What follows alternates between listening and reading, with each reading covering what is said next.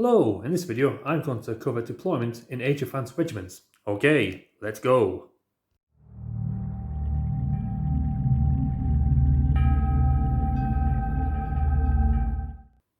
Deployment is, I think, one of the most important aspects of the game.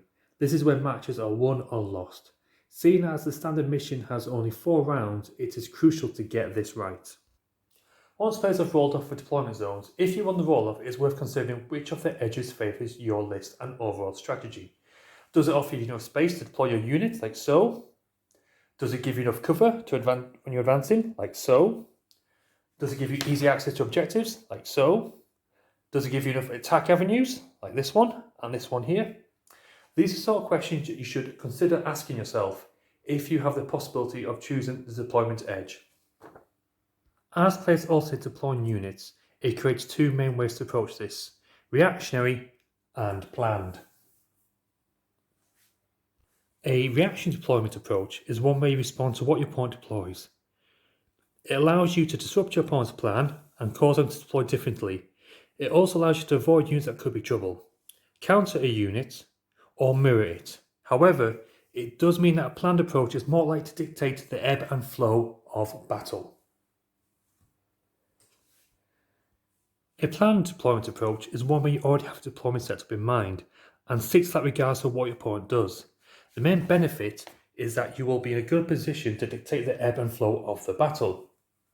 It may be something that your opponent does not anticipate. It does, however, mean that you are broadcasting your intentions from the get-go.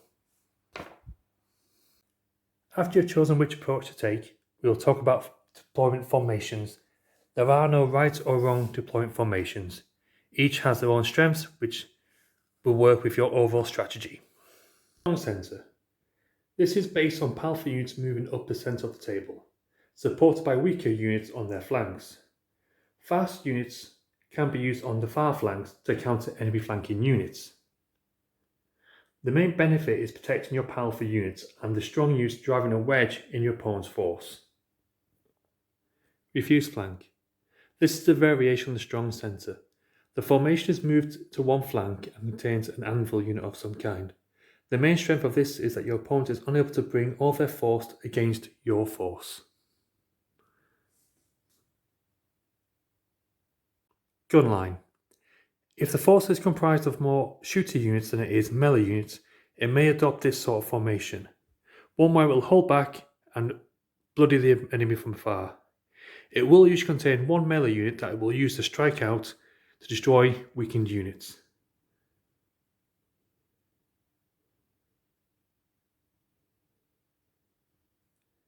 Pincer.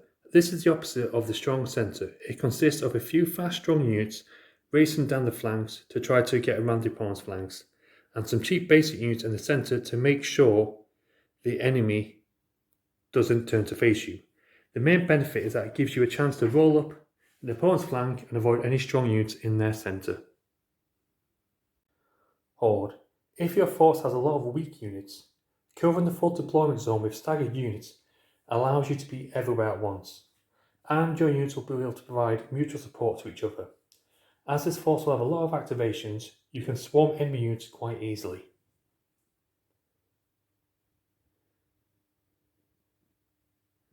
Guerrilla warfare. If you have a force that has a lot of ambushing units, use non-ambushing units to lure your opponent in. Just remember that sometimes it may be better to deploy ambushing units in later turns and to stagger their arrival. Okay, I hope you enjoyed the video. If so, please leave a comment below. The next video in the series will talk about unit threat ranges.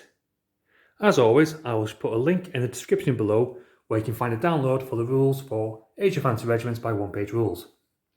Okay, thanks for watching and catch you later.